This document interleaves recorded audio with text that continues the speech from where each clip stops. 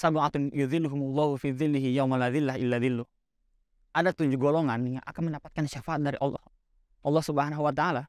Ada 7 golongan yang akan mendapatkan naungan dari Allah Subhanahu wa taala. Yang dimana pada hari itu tidak ada satupun naungan, tidak ada satupun syafaat kecuali dari Allah Subhanahu wa taala.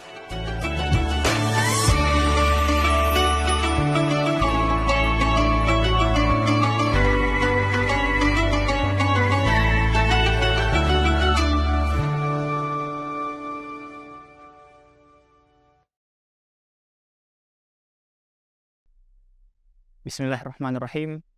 Assalamualaikum warahmatullahi wabarakatuh.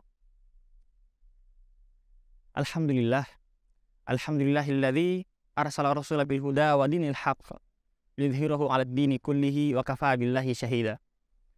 Asyhadu an la ilaha illallah wa asyhadu anna Muhammadan abduhu wa rasuluh.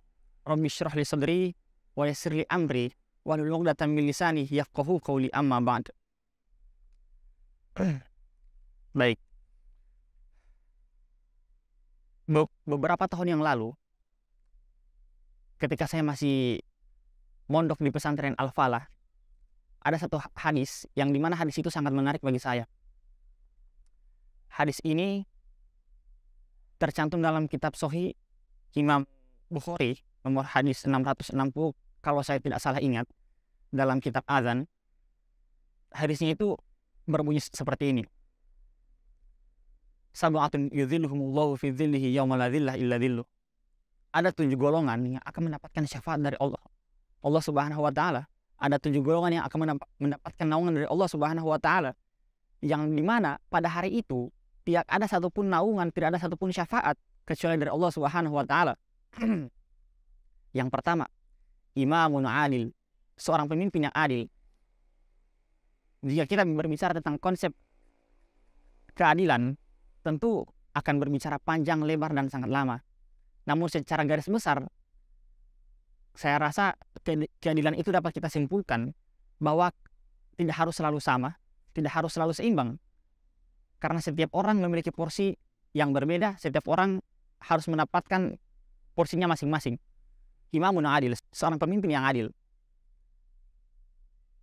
Tentu ketika kita berbicara tentang seorang pemimpin yang adil, ada sebagian orang di dunia ini yang memiliki jabatan kemudian berlaku adil. Namun hanya sebagiannya lagi yang akan mendapatkan naungan ini. Dikarenakan apa? Salah satu syarat untuk mendapatkan naungan ini bukan hanya menjadi seorang imam yang adil, namun mereka juga harus menjadi seorang yang muslim. Nah, lantas apa kabar dengan seorang pemimpin yang adil namun bukan seseorang yang muslim? Ya mau bagaimana lagi jika yang mereka lakukan adil namun mereka tidak masuk Islam, mereka bukanlah seseorang yang muslim, maka hal yang mereka lakukan itu sia-sia. Yang kedua, wasyabun nasya'a fi ibadatillah, dan seorang pemuda yang tumbuh dalam ketaatan kepada Allah Subhanahu wa taala. Nah, berbicara tentang pertumbuhan seorang pemuda, tentu hal ini tidak akan lari dan tidak akan pernah lari dari peran kedua orang tua. Nah, lantas bagaimana cara orang tua untuk membentuk anak-anaknya itu menjadi seseorang yang dalam ketaatan Allah Subhanahu wa taala? Nah, salah satu cara, dan salah satu cara ini banyak sekali dilakukan oleh orang tua, yaitu dengan memasukkan anak-anaknya ke dalam pondok pesantren. Nah, yang ketiga, warajulun qalbuhu mu'allaqun fil masajid, dan seorang pemuda yang hatinya bergantung di masjid. Nah, salah satu tanda bahwa hati seorang pemuda itu bergantung di masjid, dia pergi ke masjid bukan setelah mendengar takbir, bukan setelah mendengar iqamah ataupun azan, akan tetapi bahkan sebelum azan pun dia sudah menuju masjid, dan itu merupakan tanda bahwa hatinya itu sudah tergantung di masjid. Yang keempat, warajulani tahabba fillah ijtama alaihi wa tafarraqa alaihi, dan 2 orang yang saling mencintai, mereka berkumpul karena Allah dan berpisah karena Allah. Konteks hadis ini sangat berbeda dengan cinta yang banyak dialami oleh pemuda-pemuda zaman sekarang. Nah, mengapa? Dikarenakan cinta yang banyak dialami oleh pemuda-pemuda zaman sekarang itu cinta yang tidak berdasarkan atas cintanya kepada Allah Subhanahu wa taala. Dan salah satu bukti bahwa cinta yang mereka lakukan itu tidak berdasarkan atas cinta kepada Allah Subhanahu wa taala, itu dikarenakan yang mereka lakukan hanya menuju kepada perbuatan dosa. Wa rajulun talabathu ra'atun dzatu mansibin wa jamalin faqala inni akhafullah.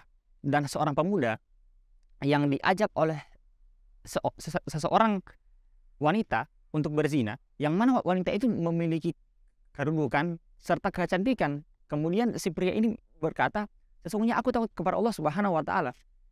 Nah, sebagaimana yang dikisahkan dalam kisah Nabi Yusuf, seorang nabi yang sangat tampan, yang saking tampannya beliau, seseorang bangsawan yang memiliki kedudukan serta paras yang cantik sangat tergoda kepada beliau sampai ingin berzina dengan beliau.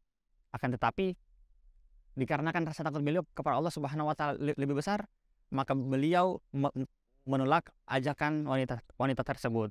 Wa rajulun tasaddaqa akhfa hatta la ta'lama shimaluhu ma tunfiqu yaminuhu.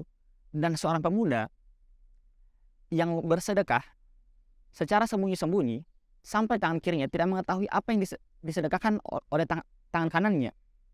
Dan yang terakhir, wa rajulun dzakarallahu khaliyan fa fadat ainahu. Dan seorang pemuda yang mengingat Allah dalam keadaan sepi, sunyi, kemudian ia meneteskan air matanya. Saya rasa sekian dari saya. Jika ada yang kurang, saya mohon maaf. Lebih dan kurangnya saya mohon maaf. Wassalamualaikum warahmatullahi wabarakatuh.